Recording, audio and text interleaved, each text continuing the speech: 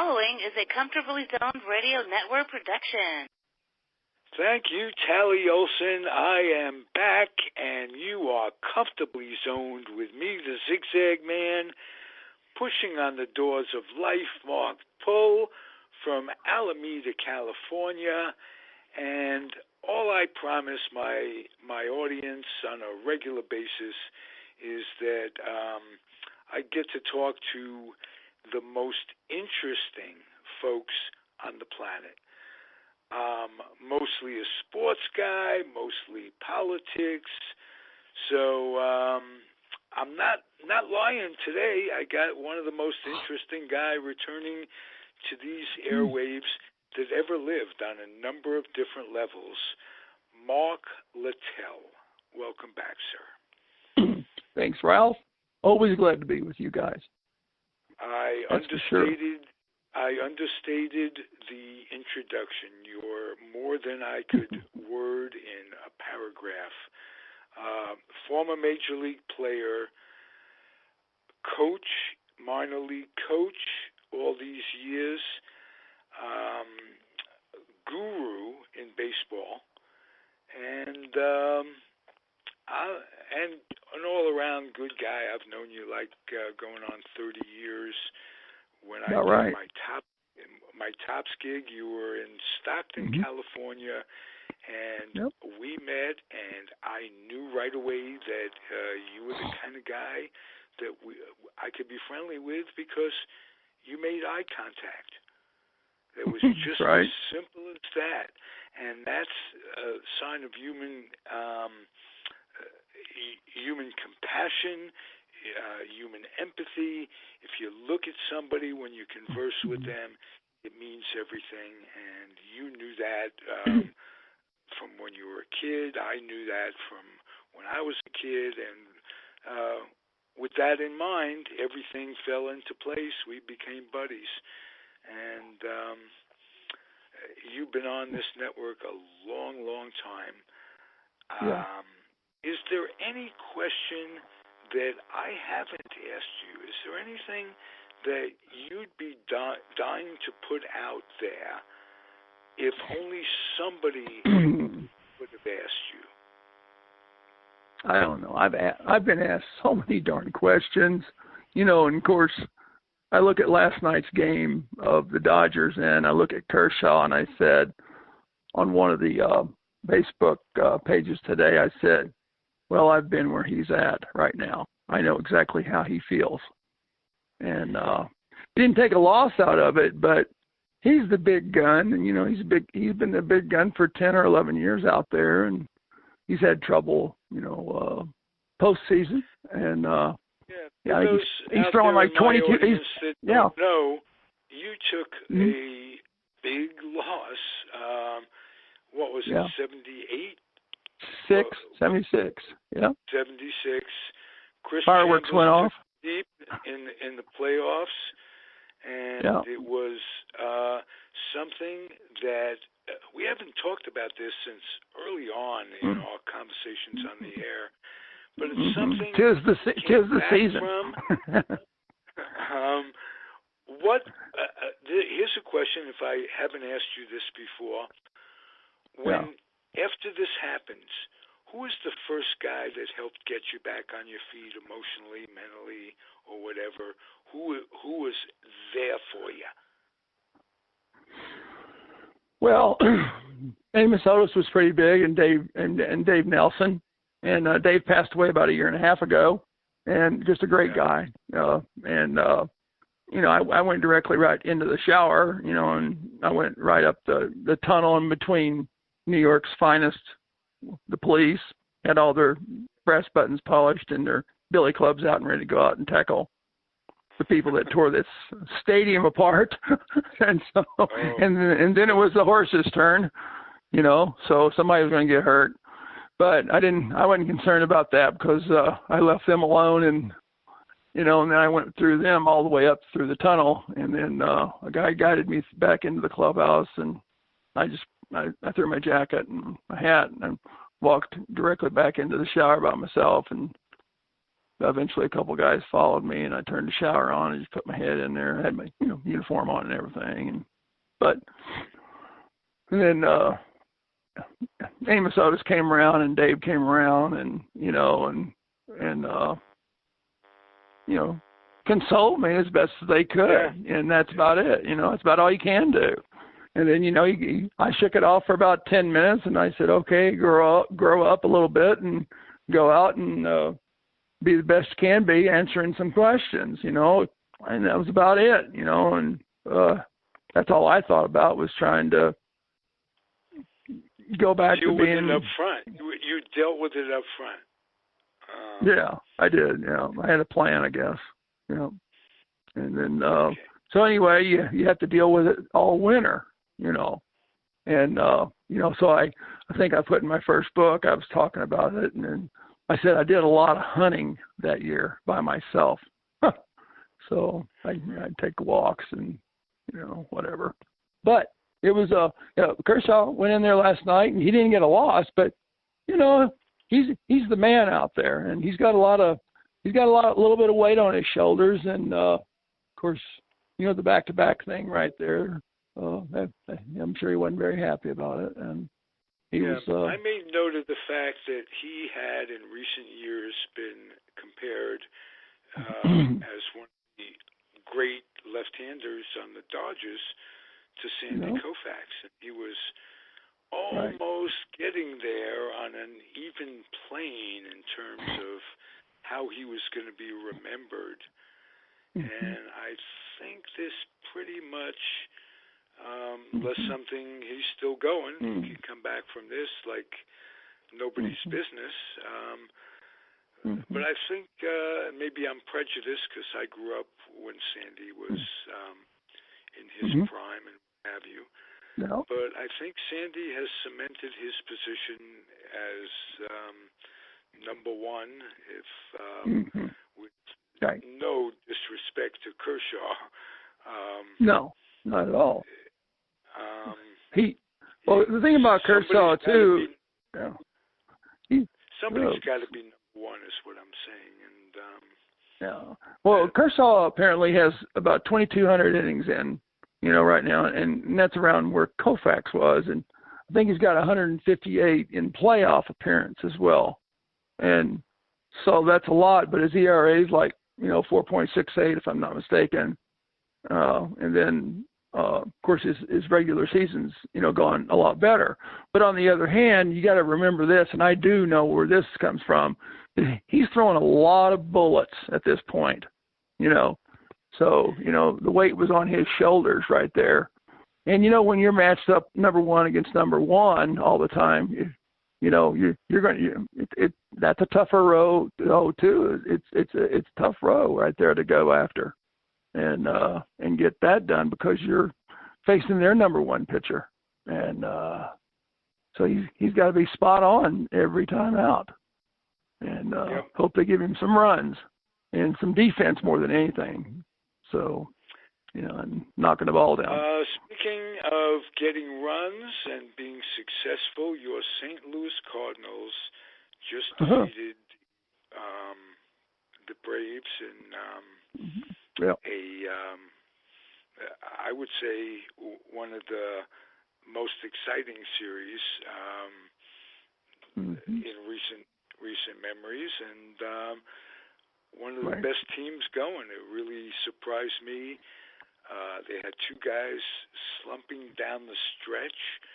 One of them was Freddie Freeman. Trying to find the other one that really took him out of the series. You had to be pleased. Oh yeah, they come through and that was a record breaker yesterday. I think it went back as far as 1929 to score 10 runs in that very first inning, and then throw 3 more runs up, and the score ended up being 13-1. So, there was a lot of bopping going on out there, and I guess it kind of put the harness on the tomahawk chop, and I think one of the pitchers, Kelsey, was a Cherokee Indian, and he had said something about it, and I mean, he's a rookie, first of all. But so he's offensive. In the same, it wouldn't be offensive. The name Braves in itself, that's honorable. Right. But it's not like Redskins, which is absolutely racist. Sure. And if you're going to be the Braves and at least be classy about it, don't do the tomahawk chop. Is an insult to Native Americans, and well, I guess they put those, Ralph, in the seats. You know, the games but they were out there before, they had put those in the seats. So this time on the last game, because of that statement, there were no tomahawks in the seats to do the chop. And then, of course, if you go back a little bit further, you look at Chief Wahoo out there with Cleveland. You know, he's not there anymore. So because of that very reason, his face is not on the caps anymore. Exactly. Right. Which to me, that looked good when the C was on that. There was a few years in the mid-'50s. Mm-hmm. I think the year the Cleveland played the Giants in the World Series in '54, they had the C and the logo on there. Right. So it looked good for a minute, but I was a kid. I didn't think of it in terms, like if they had Hebrews, if they had some rabbis on there, right. That wouldn't be. It might have affected me a little differently. Well, they are penny pinching rabbis.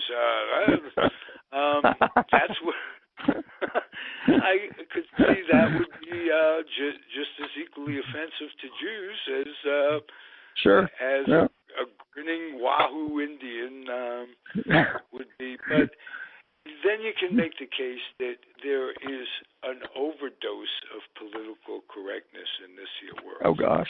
Yeah, they need to tone it down on a few of these things and, get with the program on that area. And I've put on a lot of things on Indian reservations. I really have. 5 years I went to the Navajo reservation with the MLB alumni, and we did clinics up there. And it was great. And then, up here, I'm next to the Sioux Nation, and it's same thing. So, and they appreciated it that you didn't bring any whooping cough blankets with you. Exactly. So that's exactly right. We've come a long way, haven't we? Yes, we have. All right. No more whooping cough. Yeah, that's a must anymore, and everybody's sticking to it. They still got the poison water, with the they still liquor. have that in reserve in case there's acting up or anything like that. After all, it's not like they could go back where they came from. Like Trump would say, I want you to go back. The woman came from the Bronx, for Christ's sake. Same place as he came from. Well, there's a kosher place there in the Bronx that I kind of like, Well, as a matter of fact, I wrote I'm a kind of a half-assed comedy writer, comedian. I wrote a joke about that. There's a Jewish gynecologist in New York who bought a deli and is combining. He offers pap smears to his. All right. I thought you might enjoy that. Somebody might along the way. Once that joke is finally refined, I'm going to zoom right up to the big time. But you've been in the big time and are still in the big time because, as far as I'm concerned, what you do for the veterans is as big a time as you've ever been in. And you were a closer in both leagues on 2 teams, a very successful baseball career, a very successful coaching career. It doesn't mean jack towards what you do for these veterans. And I know that if you hadn't done what you're doing, you wouldn't be as popular with the veterans But let me tell you something. There's X number of ball players that played Major League Ball when I was growing up.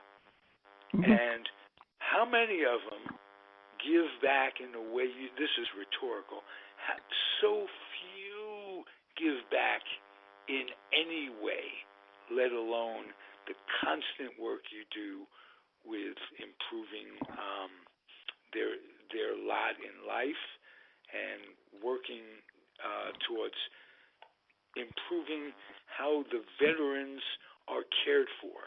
Now, let me ask you this. Over the last 5 years, has there been an improvement in general care that a veteran is getting? It's getting a little bit better, but, it's still short.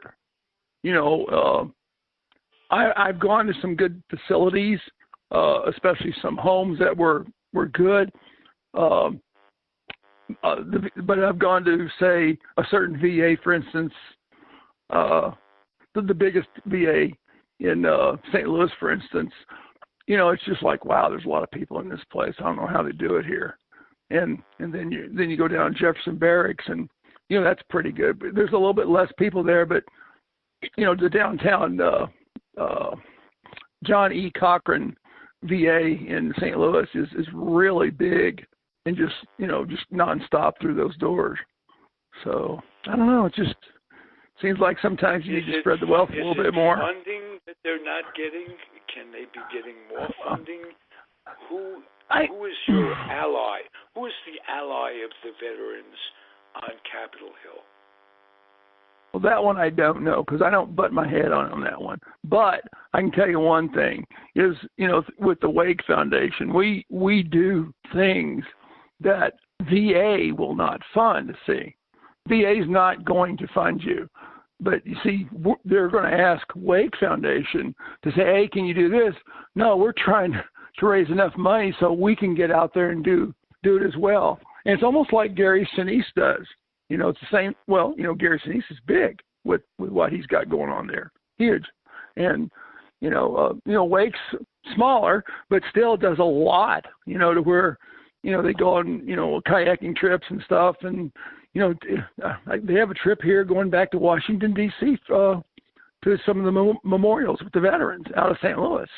And that's just not, that's the guys that you see every day that are really hurt, and they can't do much. But, Wake picks it up. They get the plane. They put them on there. They put them up, do a first-class job of, feeding them and putting them up and getting them around and all the services right there for, a couple, 3 days in Washington, D.C. And that's just one thing. That's just one thing. There's many things they do, so. Okay. Well, we were talking off the air a little bit, and one of the podcasters on my network, Jack Degraw, happens to be an incredibly skilled free throw, three-point shot maker, like hundreds in a row. He's eligible for stuff like that book that they put. What is it? The book. I can't even think of the Guinness Book of World Records. Guinness Book of Records. Yeah. And his idea, and you were receptive to this, and I think between the three of us, we're going to make it work. Get the veterans to rent a gym, rent a facility, rent a park, something where you could bring some people and the press in and the Guinness Book in and watch this guy shoot free throws. If you go to YouTube, Google on YouTube, Jack Degraw free throws, and you'll see this guy is incredible. And he wants to, not for his own gain, he thinks it would be a great idea to get the veterans to put it on, and they get all the gain. All they have to do is get Jack to wherever you need him, and get a gym, and it combines all the things given the fact that my thing, your thing is that when you reach a certain age, you're not dead. You know? That's exactly right. Well, and Jack is, what, 63, you said? He's 63. Hub Kittle was 109. That's right. Yep. Vulture Reagan was coached for the Mets in the last half this season and dropped their ERA of the staff considerably. He's in his 80s. Jack does this in his 60s. He can do this. You do what you're doing in your 70s. I do what I'm doing in my 70s. No need to retire. No need to stop contributing just because you reach a certain mandatory age and all that crap. So this combines the spirit of keeping well-aged people young, and it also helps the veterans. Your dad came back from Korea needing a lot of help. So you got it. You became indoctrinated with that. I met veterans when I was in the Air Force myself, and I see the ravages of war. I see how this country was unprepared for any war they've ever been in terms of taking care of veterans, and the low priority it gets. So I want to continue to use these airwaves to identify that, and I want to put you and Jack together. He was supposed to be here. I don't know what happened this morning, but I'll get you together. We're going to hook up again, though, but I'm looking forward to meeting Jack anyway, and that's going to be fun to do some of that stuff with the free throw thing with the veterans. And, beautiful. You can do so much a shot, I knew you would like it because you see it from the three-way. Athletes, whatever they do, are admired. You see that. That's just the way it is. You have an insight. Now, you could use that for good or for bad. There are some that use it for just their personal gain. They're in every commercial. They're this, that, and the other thing. And there are some that are under the radar doing good stuff for other people's gain. And you're one of them, and Jack has the aspiration to use his talents to do that. I'm proud of him from the standpoint of he's a comfortably zoned guy. You're a comfortably zoned guy, and I'm glad we're going to make this work. Tell me about what you see for St. Louis in the rest of the playoffs, and we'll make this part one of this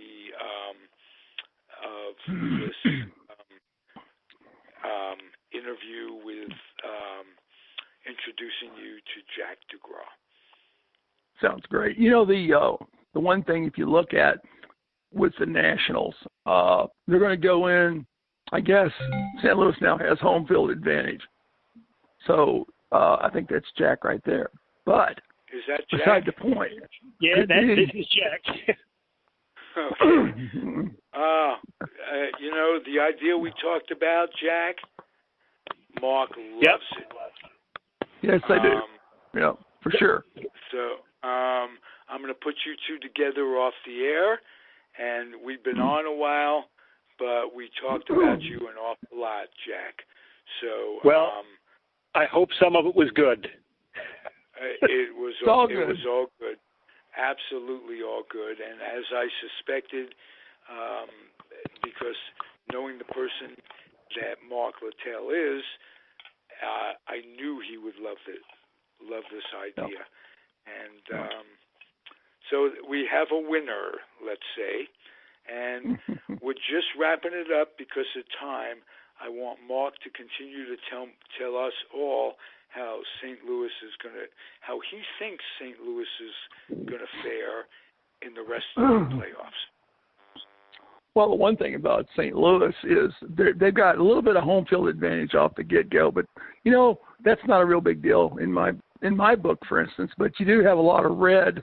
They hold 40. They average a little bit over 42,000. LA averaged 47. St. Louis is number 2, but it's a big red machine in a sense from the other direction. The one thing that you look at, though, is, for instance, Washington wasn't expected to beat the Dodgers, and I don't believe St. Louis was expected to beat the Braves. So you got 2 teams coming together that are pretty hungry to see what's really going to happen here. And I think this is as far as Washington's been in a long time, and St. Louis as well in a while anyway. So it's going to be a really good battle. And they get a day's rest. They had to use Flaherty, their number 1 pitcher, to nail it down. And they went with him for 6 innings yesterday, and that worked out obviously very well. But they got the 10 runs in those first innings, which was huge, obviously. But it should be a real interesting battle. In the playoff, I don't see how people bet on that stuff because anything can happen. And just like you had yesterday with the Dodgers where Kershaw gives up 2 back-to-back home runs, tie ball game, Kelly comes in there, gives up a grand slam, and it's over. And it was in their ballparks, opposite fields. So the Cardinals hopefully will make it through with pretty good. No Schmendrick. Well, that's right. And then, but hopefully the Cardinals make it through to the next round. And I know you're pulling for your Yankees over there, Ralph. And actually, that's okay. I'm a Mets fan. I like the Yankees. Well, that's true. That's right. I'm a New Yorker, but right. I'll tell you what. Once your team is out of it, it's very difficult. Last night, my 2 least favorite teams going are the Dodgers and Nats, and they played a great game. That's right. He hit the home run against them. So the Kendrick was no Schmendrick was not appropriate. He was no Schmendrick in a different game. But I'll ask you one final question in today's podcast.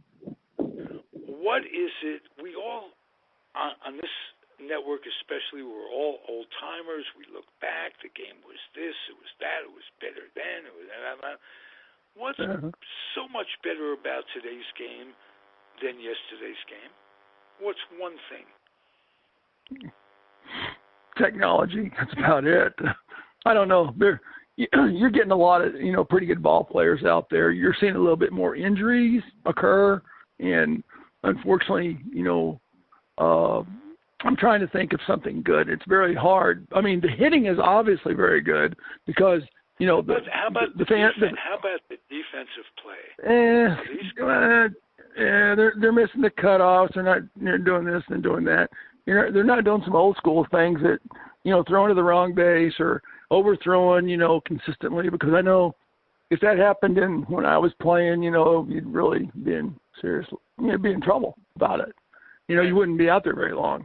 But the hitting is better in a sense, but the pitching, you've got a fastball that's thrown right down the middle and it's straight as an arrow, and if it's 95, they can hit 95 pretty easy, to tell you the truth. So, if it's straight, if it bends a little bit, it's a different story. So that's a hard question. So good analysis, answered very well. Jack, anything I know you were late, but is there anything you'd like to ask Mark Littell?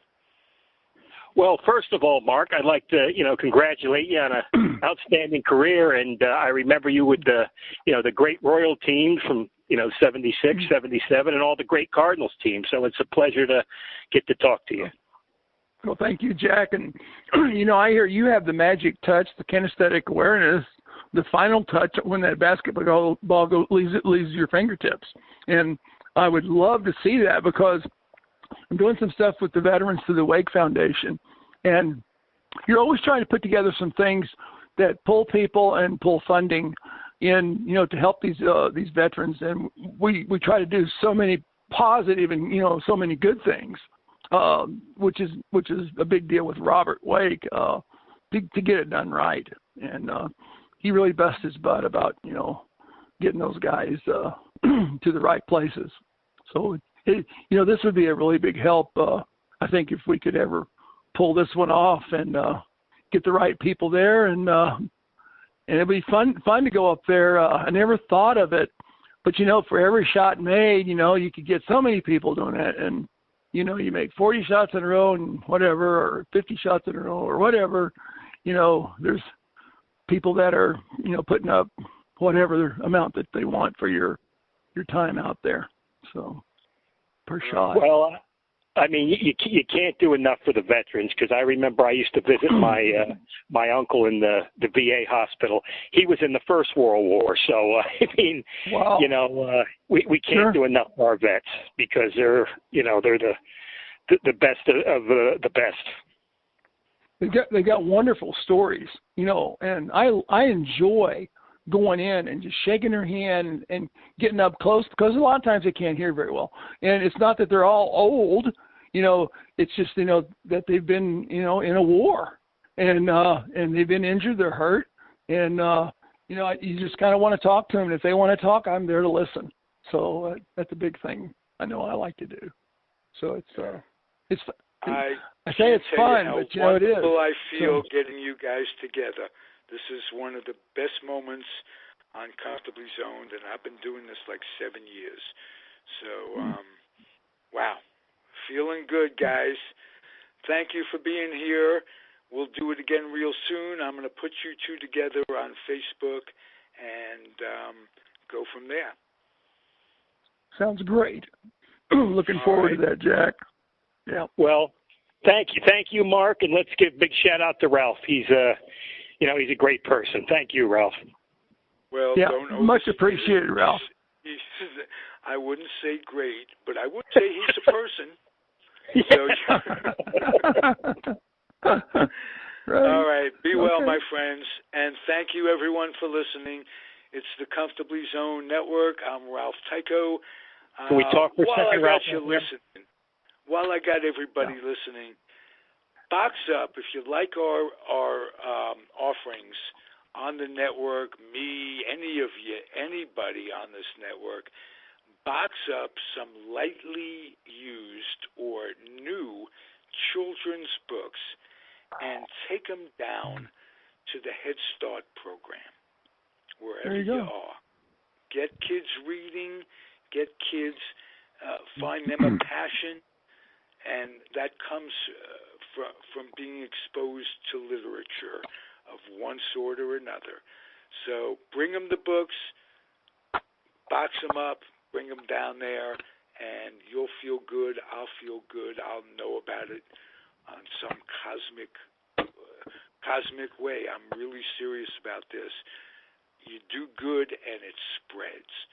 Thank you, everybody, for listening. Thanks, Jack Degraw. Thanks, Mark Littell. Adios, guys. Mm-hmm. Thanks, Ralph.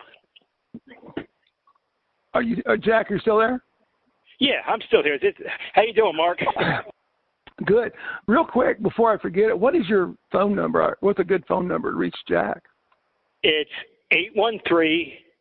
813-337-9465. Okay. Where are you located in Florida? I'm in Tampa, Florida. I'm about maybe 15 miles from MacDill Air Force Base. Where is that one? I can't remember. Which direction from downtown Tampa? Yeah, that's a little off downtown Tampa. It's close to downtown. Okay. Ybor City. Yeah, right there. And the thing is, Mark, I got videos on YouTube if you ever want to, anybody to look at them to give you an idea what I can do. Yeah. Can I go through YouTube, just put Jack Degraw on there? Jack Degraw. YouTube? Yeah, it's JackDegraw. Right, Degraw, I meant to say. Yeah. Yep. Degraw. Right, got it. And so, I got to call Robert anyway. I'm going to talk to him today, and I haven't talked to him in a little bit, but I'm in North Dakota, and I'm probably going to end up moving down back to St. Louis to get back to the center of the country. So this would really be kind of neat to pull something together like this. Really would be fun. I'll tell you, Mark, about 5 years ago down here, a guy did a fundraiser, a 24-hour fundraiser, and he raised $50,000. Oh, my. Doing the basketball thing? Yeah. And I think, I've contacted Guinness, like Guinness World Records, like years ago. I've been trying to put this together for 8 or 10 years. And the thing is, I could get them involved at no extra cost. It doesn't cost anything. And it'd go for a world's record, and I'm sure we could raise a lot of money for the veterans. And everything goes to the veterans. Nobody else gets a penny. It all goes to the, the guys and girls who need it. Yep. Well, let me do some groundwork here. Do you have a pen, or you want me to just text you back here? The funny thing is, Mark, I'm up the gym. I just made 100 shots in a row, and I just missed you guys because I called and I hung on for 10 minutes, and then I thought I better call back. Okay. Okay. All righty. Go ahead, Mark. Well, anyway, let me let you go. You can call me anytime, and I'll send you my number and kind of go from there. I stay pretty busy. I've done a lot. I invented a thing called the Nutty Buddy. I know about it. Oh, do you? Okay. I've written a couple books. I got a third one coming out. So anyway, I'm not supposed to be writing ADD as all get out. But anyway, they're fun. They're fun books. So that's you're feeling, Mark, health-wise. I know you had some little problems. Right. Yeah, I've had some heart problems before. Yeah, for sure. And I'm supposed to have hip surgery, but they're going to check my heart out a little bit more. I'm fine, actually. I mean, if you look at me, and I'm 66, and you look at me and you say, "Wow, he looks really healthy." Well, I got the arteries of a 100-year-old man in a sense, but so what? So they actually cleaned my arteries out. I never thought that would happen in my whole lifetime. So I've had, a lot of procedures in the last 9 months. So, but I'm doing pretty good actually. Really am. So does that have anything to do with baseball, or you think, or parents, bad DNA? Oh, well, yeah. I'll tell you, Mark. I'm 63, and my dad died when he was 28. He had a heart attack. Wow, really? Yeah. Huh. How do you feel? Where are you with this? I'm great. I'm 63, and I look like I'm 20 years younger. I play tennis. I just threw the ball against the wall. I hit tennis balls, shoot hoops. I'm doing fantastic. Well, you sound great. My voice sometimes cracks like it is now. But I'm just a little bit tired. But the thing about it is when I'm rested and stuff like that, I'm up for it. So whatever. Anyway. Well, you want to contact me on Facebook, and when you feel good, we can hook up, and hopefully we'll get this going. I mean, I've waited 10 years, so whenever you feel like it, whenever you're ready. That sounds outstanding, and I've enjoyed the visit, Jack, and I'm looking forward to meeting you. So. And if I'm ever down there, I'm going to call you in the near future if I do have to go to Florida for some reason. So anyway, just maybe I can just bump into you. It'd be a pleasure to meet you, just even to talk some baseball, because I've been a baseball fan since 63, 64. Wow. Well, same here. Yeah, it's about the same time, for sure. But anyway, I'll let you run. Go ahead. I'm sorry. No, I'm sorry. I'm going to say I see Mickey Mantle hit home runs, and I seen Yogi play, and Maris, Whitey Ford. So, first game, Old Timers Day was Joe DiMaggio, August 8, 64. I'm sorry if I ramble on. No, I like this, because I learn a lot about certain things.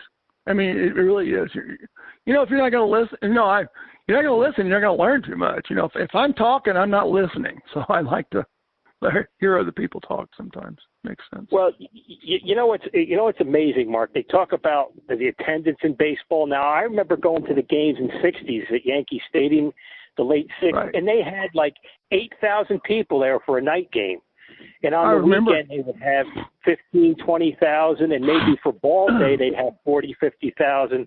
But the thing is, and another interesting thing, when you went to a ball game back then, you got dressed up. Yeah, that's right. That's for sure. Yeah. I mean, you know if you see the old pictures, you see, even from the 20s and 30s, everybody was in a suit and tie. Yes, they were. Yeah. You know, something that's really interesting too is you go to. I mean, I've been in the ballparks where there's just not hardly anybody in them, but nowadays, they're putting people in the park, but the television revenue pays for a lot of things too. And, they were talking about that the other day, MLB. Well, I don't think they're so concerned about it because of the MLB packages and things of that nature. But I'll tell you what I am concerned about is the baseball of what's happening with the youth of America and the millennials. It's just like, whoa, they're not very interested in this baseball sport. Soccer is the new game. And there's other things out there that take the place of baseball. And with all the drug crap going on, with all the girl crap going on, with all the technology going on, baseball is shoved back in that corner at this time. So, there's truth to that. It's pretty simple to figure that out too. Well, the thing I find down here in Florida, they have all these beautiful parks in the schoolyard, and they close the schoolyard. They won't let, after school closes, they won't let kids, because I used to go to the park when I first down here. I'd bring my bat and ball and hit against the wall and the basketball. Right. It's like I got thrown out of the park because you can't use the park. Well, the biggest thing is, they'll say insurance. They say insurance, and then now you got gangs, so whatever. And it's sad because kids don't know how to organize their own games. I mean, I didn't want to play Little League because we used to play baseball all day. I mean, you would get 50 hits in a day, Yeah. Good point. Yeah. You'd play all day. If you had three guys, you'd have somebody hit grounders, somebody hit flies, somebody pitch, somebody play. So you could always find a game. But these kids don't know how to organize games anymore. It's a sad thing to see. Yeah, well, their leadership skills are a little short. Pretty interesting. What's the bat toss we used to do? Where we, grab the bat and go up the batter with your fingers and your hands and everything else. Yep. What I can't even remember what we called it, but that's how we started. Two guys get pulling for teams here. Pulling players. We played workies ups. We threw the ball against the wall. It was funny. A couple of years ago, a guy rode past on a bus, and he goes, I knew it was you because nobody throws the ball against the wall anymore. You don't remember that. I mean, I was trying to think of that the other day where we tossed the bat, and I said, it's not King of the Mountain or anything like that. It's Topsies, I think. Didn't they call it Topsies? Well, that's one. Different parts of the country probably called it something different. But I'll find out for sure. And I remember if the last guy who held the top of the knob, you'd get a chance to kick the bat a couple times, to kick it out of his hands. Well, that's a good point. I remember that part too. I didn't see that except a few times, actually. So I do remember that. So I'm going to let you run, and then go ahead. I'm sorry. Oh, no, I remember going to the ballpark was such a big thrill. I mean, and now it's like, and I think the thing is you could get back to the players. And, I mean, all the players I've met down here, the old-timers, they've all been fantastic. And when Mark mentioned your name, I said, if anybody can do something, I bet you Mark will do it. Because all the old-timers are great. Yep. Well, it's fun. It's all fun, and, it's for a cause. So why not? That's good. Well, it'd be a great thing. And I think at my age, it would inspire a lot of older people too, because, we need some hope in this world. What? Yeah, we do. Real quick, I wanted to ask you something about you don't have to make this very long, but the 24 hours, how did that work? You weren't totally out there 24 hours yourself, right? Well, yeah, you know what they do, Mark? You start the clock, say at noontime. And, I could go the whole 24 hours. I mean, but, of course, you rest up. Right. You sit down. The important thing is what I'm doing it for. And I mean, I can handle it. You know, if I get tired, I sit down for an hour or so. You know, it's no big deal. So what do you do? Total accumulative shots, total accumulative over 24 hours is what you're doing? Yeah, and I mean, the record is over 20,000. Okay, so if somebody said, I'll give a nickel, you know, that'll be this much. Yeah. And, okay. you know, say I make 10,000 or make 15,000 or 20,000, but if somebody makes gives a nickel or a penny, a dime, you know, it all goes for a good cause. So, you know, it's more important what I'm doing it for. You know, my job is just to stand here and throw the ball through the hoop. And, you know, it's something I always wanted to do, and I'm in great shape. So, I mean, I can handle it. And if I can't, I'll just sit down for half an hour, That's really cool. That's really interesting. But, I mean, there's other people that could actually fill in for you. You know, see, that's the fun thing. It would just be me. Now, really? We don't have to do it that way, Mark. I mean, we could do it for an hour. We could do it for 6 hours. We could do it for 12 hours. We could do three-pointers, you know, whatever. I mean, I mean, as far as the Guinness record, the only thing you get your name in a book, and, you know, who cares about that? You know, 5 minutes after it's done, it doesn't mean anything. Right. Yeah, I get it. Listen, hey, Jack, I enjoyed the visit. I'm going to let you run, and I got your number, and I'll try to send mine back to you as well. And okay. And I'll try to look you up, or, you know, friend me real quick or something, and we'll hook up. Well, I'll friend you on Facebook, and I'll maybe send you some of the videos. Yeah, that'd be wonderful. Yeah, that'd be absolutely wonderful. Yeah, I'll send it really would be 2 or 3 of them, and you know, you take a look at them and give people an idea what I can do, and hopefully we can help a lot of people because you know, they need help. Yeah, they do. Oh boy, I enjoy going to the homes and also the VA hospitals and things. And I was on a couple of bases. I was on Scott and also the other one. Can't think of it. Should know it. It's in Missouri. Fort Leonard Wood. Yeah, Fort Leonard Wood. That's an Army base. And so anyway, I mean, I love going to them, and it's fun to work with Robert because he got shot all to hell, and he. We'll just see where it goes. We're going to make it happen. Let's go. Make it happen. The only thing we need, Mark, is we need a gym. You know, we could put it online somewhere, get people to donate, and maybe have a couple volunteers who could come in every so often, and you know, it would be a great thing. I agree, totally. I really do. I agree, and I've enjoyed the visit, Jack. And we'll get after it. Speaking to you, Mark. And I mean, anytime you want to talk baseball, I mean, I've been talking baseball since I was 5 years old, so that's all I talk about anyway. So it's always a great thrill to, you know, talk to an ex-big leaguer and somebody who loves the game. Yeah, well, that's for sure, and I do. So, well, anyway, hey, we'll catch up and we'll go after it then. We'll see where we're at. Okay, well, thank you, Mark. It's a pleasure to talk to you. Okay, Jack. Catch you later. Bye-bye. Yep, bye-bye now.